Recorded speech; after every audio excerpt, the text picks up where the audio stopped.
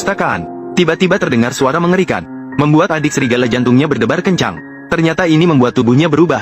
Tiba-tiba cakarannya menghilang. Kemudian kedua telinganya juga menyusut. Akhirnya berubah menjadi sosok manusia sepenuhnya. Hal ini membuat adik serigala sangat panik, takut ketahuan oleh orang lain. Malah datanglah teman sekamarnya, Xiao Li. Teman sekamarnya, Xiao Li, ternyata berada di sebelahnya.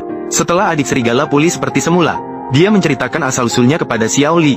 Hasilnya, Xiao Li tidak hanya tidak menghina dia, malah bersedia membantunya menyembunyikan identitasnya. Namun ini bukanlah solusi jangka panjang. Tidak disangka, keesokan harinya ada perubahan yang tak terduga. Saat guru menekankan pentingnya keturunan campuran, mengatakan tentang seorang siswa bernama Xiao Qiang, karena menjadi keturunan campuran manusia dan monster, akhirnya diusir dari sekolah. Hal ini menarik perhatian adik serigala. Sebagai alasan untuk meneliti, bertanya kepada guru tentang Xiao Qiang. Sekarang dia mendapat informasi penting. Xiao Qiang ternyata menciptakan ramuan untuk berubah menjadi monster keturunan campuran. Sayangnya belum sempat diminum. Dia langsung dikeluarkan dari sekolah. Namun catatannya masih ada di perpustakaan sekolah. Guru menyarankan Wolfie untuk mencarinya di sana. Setelah mencari-cari dengan sungguh-sungguh, Wolfie menemukan catatan Xiao Qiang. Dengan bantuan Xiao Li yang super akademis, mereka segera berhasil membongkar laboratorium Xiao Qiang. Tepat di lokasi peta ini, kemungkinan besar ramuannya masih di dalam. Maka mereka pergi menjelajahi di malam hari. Namun di tengah jalan mereka bertemu dengan teman sekamar Xiao Mei. Ternyata dia diam-diam belajar sihir manusia. Dan itu adalah perilaku yang sangat dibenci oleh monster. Xiao Mei yang ketahuan merasa sangat panik. Ternyata dua teman sekamarnya sangat mendukungnya. Hal ini membuat Xiao Mei sangat terharu. Maka dia memutuskan untuk bergabung bersama mereka.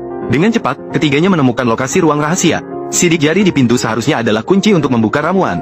Namun ketika Wolfie mencoba, pintu tetap tidak bergerak. Terlihat tidak berhasil.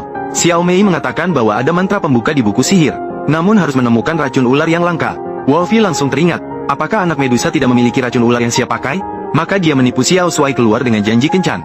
Ingin diam-diam mengambil racun ular dari kepalanya. Ternyata ular beracun ini sangat tidak kooperatif. Mencoba beberapa kali tapi tidak berhasil. Tanpa pilihan, gadis serigala dengan jujur mengungkapkan tujuannya. Tidak disangka Xiao Shuai tidak marah malah dengan tulus memberikan bantuan. Sebenarnya dia sudah lama menyukai gadis serigala. Setelah mengambil racun ular, ketiga orang itu kembali ke depan pintu ruang rahasia.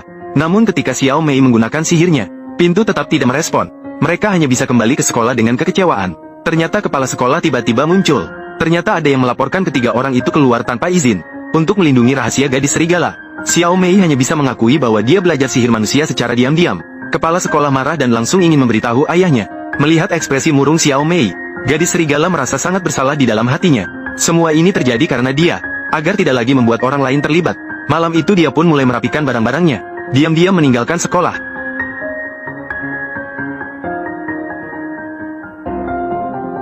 Dua teman sekamar malah ikut ke dunia manusia, mendorongnya untuk tidak menyerah.